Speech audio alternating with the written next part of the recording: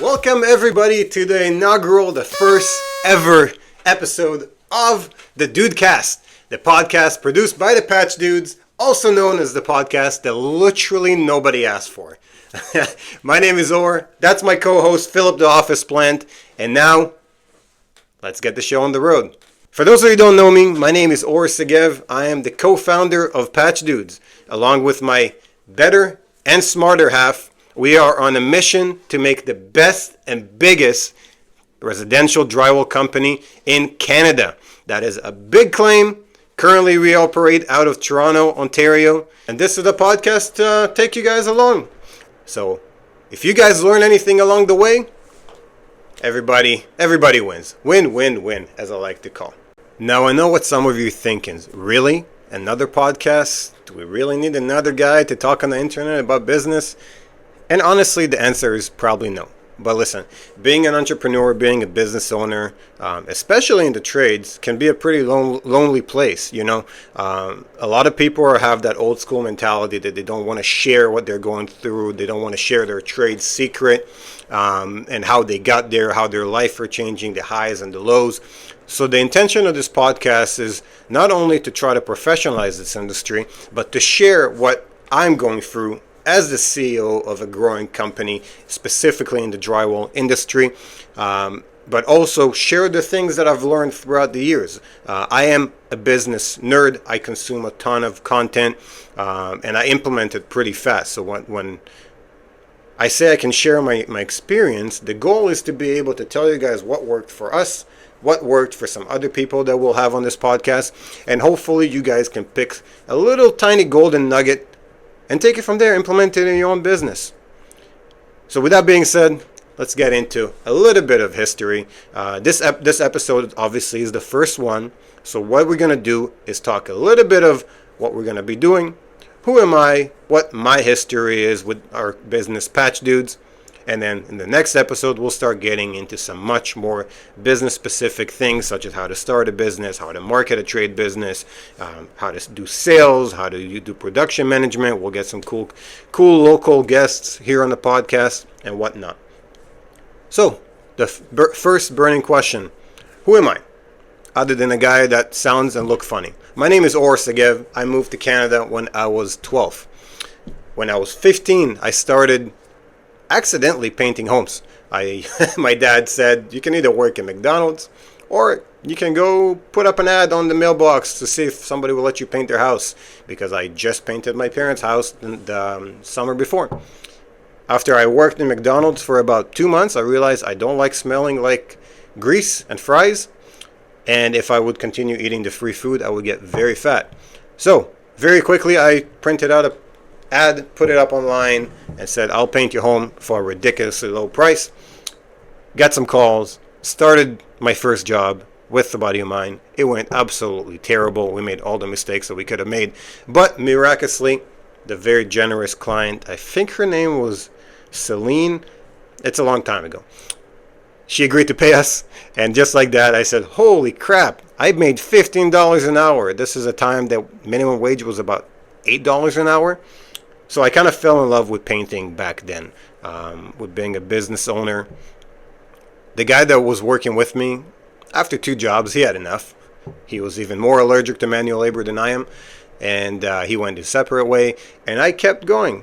At the time, Kijiji was the main marketing platform for kind of do-it-yourselfers or small companies, and it was cheap.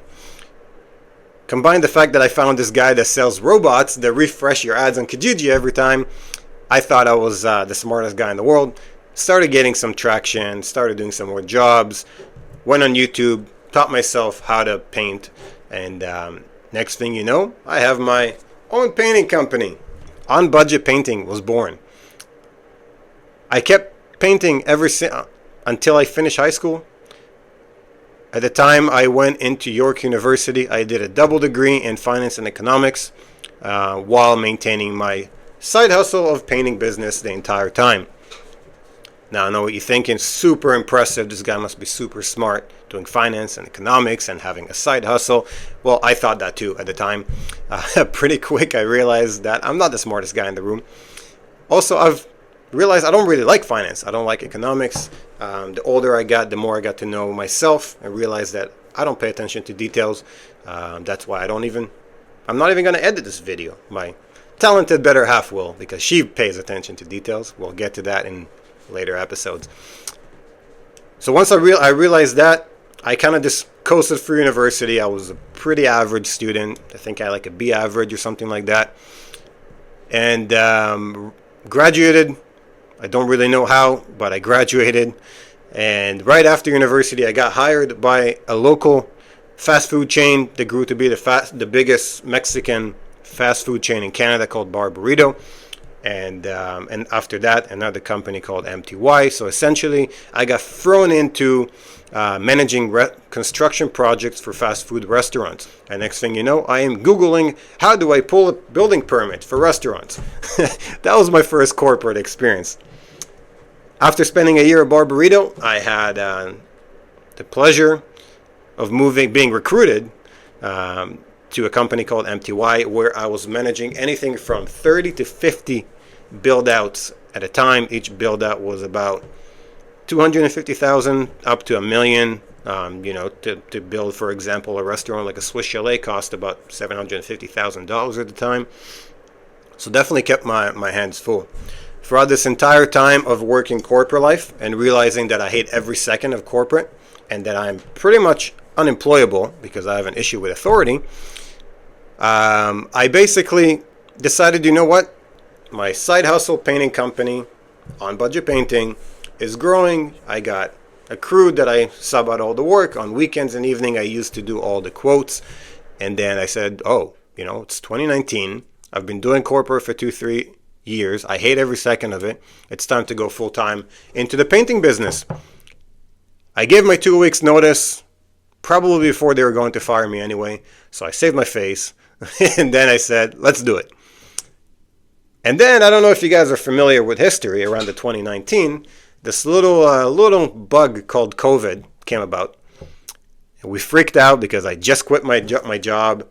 I went full-time. I partnered up with a couple guys, and we're spending all this money and energy building a painting business.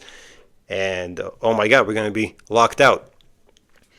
I'll save you guys all the details, but you know how 2019, 2020 went. We were deemed essential, or at least we conned our way into being deemed essential, and demand just blown up. In our first year in business, we grew to almost $1 million in revenue, but that business was extremely, extremely flawed. We didn't have any systems. We didn't have the right foundations. I didn't even know what an SOP is. My partners didn't believe in accrual accounting. It just, whatever is in the bank account is what we're going by. Oh, we got paid a lot. We have a lot in the bank account. Everything is gravy. Nothing in the bank account. What are you doing? You don't know what you're doing. So that was an incredibly humbling experience. In 2020, I sold that business for an impressively little amount of dollars. And at that point, I hated painting. I really fell out of love with being a business owner. It was pretty much my second failure at that time. I had a driveway ceiling company when I was 16 with a buddy that my dad fronted the money. It took me about 3 years to pay him back because that failed miserably. And then now my painting business that I quit my job to go into, thinking I was so smart, failed miserably, even though we did $1 million top line, which is a number that not a lot of companies get to in the painting industry. But it wasn't fun. We weren't making any money. I hated it. Fast forward 1 year. I'm sitting in my townhome in King City. It's COVID. My wife and I are in the home gym that we built.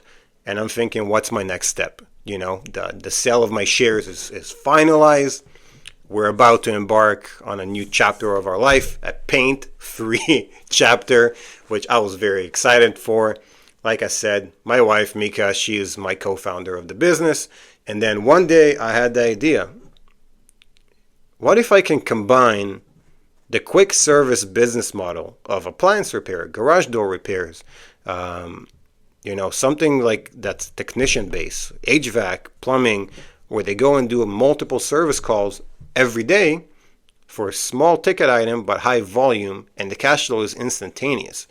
That would basically solve all the problems I had with painting, because if you know anything about running a painting business, especially if you're doing commercial projects, the projects are long, you get delayed by other trades, and it takes forever to get paid. Cash flow is a silent killer of businesses. So at that point I said, let's see if somebody's doing it. Ended up that in Canada, nobody was really doing it in a well-branded, well-professional way. But there were a couple companies, pretty decent size in the States. They weren't selling franchises in Canada. So I said, hey, wife, I have this crazy idea. It's called Patch Dudes. And we're going to be just repairing damages on drywall. My wife looked at me like I was an idiot, and she said, Patch Dudes is a terrible name for a brand. It's sexist and you're an idiot. But you know what? Maybe patching drywall is not the worst idea. But we got to workshop the name. We went back and forth. We actually hired a company called Jump. They did all of our kind of graphic design website. They worked with Mika on the brand, and they thought that Patch Dudes is a fantastic name. So for the first time in our relationship, I was able to say, I told you so. So we spent about 6 months building the brand, and I told Mika from the get-go, listen, I've been in the franchising industry. I know everything about franchising. I want to make this franchisable. I want this to be a very recognized name. I want to be the Amazon, the Uber, the Nike of the drywall industry, which was all incredible. And I think we did a fantastic job. In creating the brand. It's been fantastic. I'm a huge believer in branding. And in another episode, we'll expand on branding and franchising and different growth strategies. I'll actually share kind of like the thought that is going on in our heads about how we keep growing this company, if all of you guys care. But that was 2021, January 2021. We officially incorporated.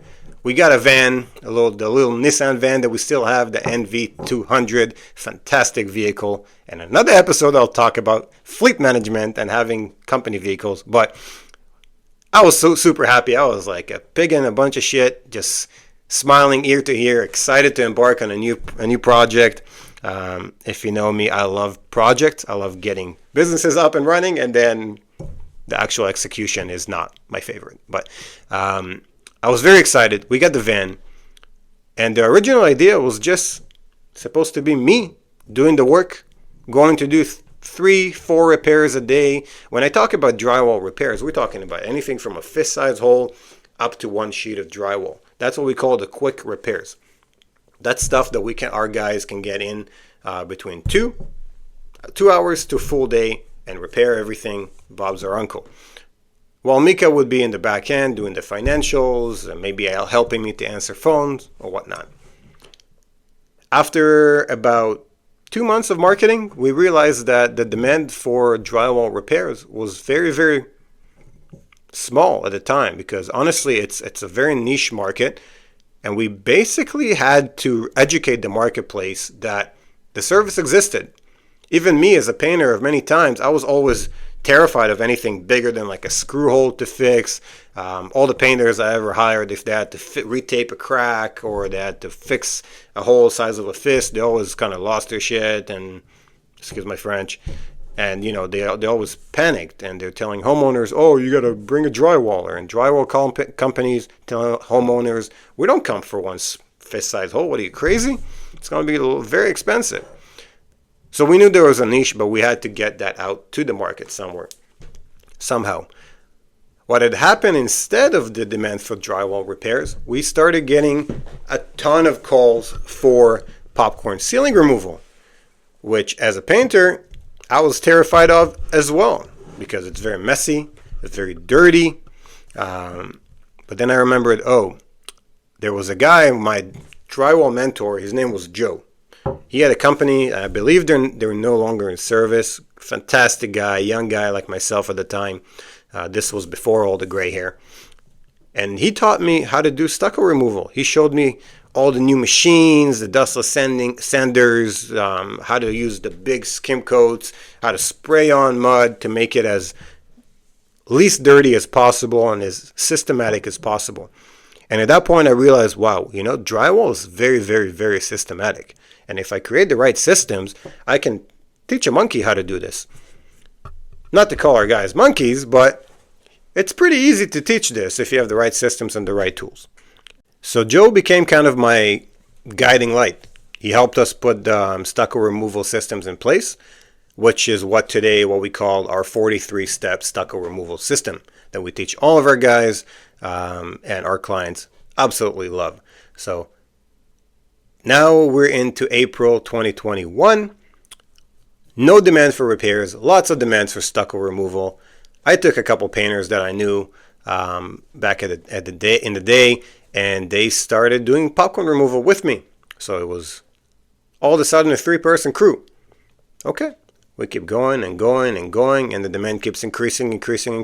And now all of a sudden we have a lot of repair demands. So I took another painter that was with me for about 6 years at a time, and I told him, hey, you're one of the best drywall guys I know.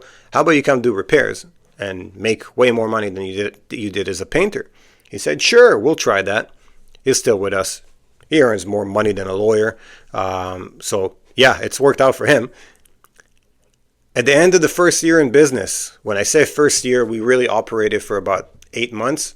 We did just shy of $800,000 in revenue, which might not sound very impressive to some big companies, but in the trades, only about 5 to 6% of companies ever make it to $1 million in revenue. Also, 98% of the statistics are made up on the spot. So keep that in mind. So we did $800,000 in our first 7 to 8 months in business, which to me was incredible. And at that point, we joined a program called Breakthrough Academy. They're excellent for companies between the 500 to $1.5 million range to help them build their systems. At that point, another major milestone in my life happened. With the help of my smart wife and a lot of business failures, I realized that I know nothing about a lot of things. And what I always thought I was the smartest guy in the room, I am by far not the smartest guy in the room. And it's set me off on a journey to never stop learning. I discovered podcasts. I discovered guys like Tommy Mello, like Breakthrough Academy, the Contractor Evolution podcast. Sorry, my brain was blanking. And many other, Tom Reber, even Tanner from Drip Job. So I started consuming as much information as I could. I started reading as much books as I could to be able to not only grow our company, but to be able to do right by my guys, attract the best guys and put them in a situation to succeed. In our second year, we doubled from our first year. We did shy of 1.6 in revenue with the help of Breakthrough Academy. We met a lot of great people along the way. So if there's one thing I can tell you guys, make an effort to network in your industry, other industries. Most likely, you're not going through the same issues that you're going in your business alone. Other people have the exact same issues. So share, network. In our third year in business, which we are on right now, we are on track to do $3 million in top line revenue. And unlike last year's, which we weren't as profitable as we wanted, we're about to do it at a very healthy profit margin. I won't get into specifics in case the CRA are watching, in which case I don't make any money. So that is the very brief history of Patch Dudes. If you guys care, I can go in for like 10 more hours of talking about us. But this first episode is not meant to be a very lengthy one. Mostly we wanted to introduce myself, introduce our company, my story, why you guys should even listen to me. My goal with this project, it's a side project. It's not what I do every day. I'm not super comfortable in front of a camera. I sound funny. I look funny. So bear with me, guys. My goal is to be able to share our experiences. Like I said, it's to share what a CEO, which is a fancy term, life looks like in trades, businesses, It sounds fancy, but this morning I was helping my guys protect some floors. we're going to learn together. We're going to learn how to grow this company. You guys are going to come along on a journey for us building this $3 million company into a countrywide behemoth empire. That is my big picture and everything in between. I do have a lot of friends in the industry throughout North America, so we're going to try to convince them to come on this podcast and share their experiences. We're going to bring some subject matter experts as soon as we can convince them that it's going to be worth their while. So the more of you guys watch, the more value we can bring you.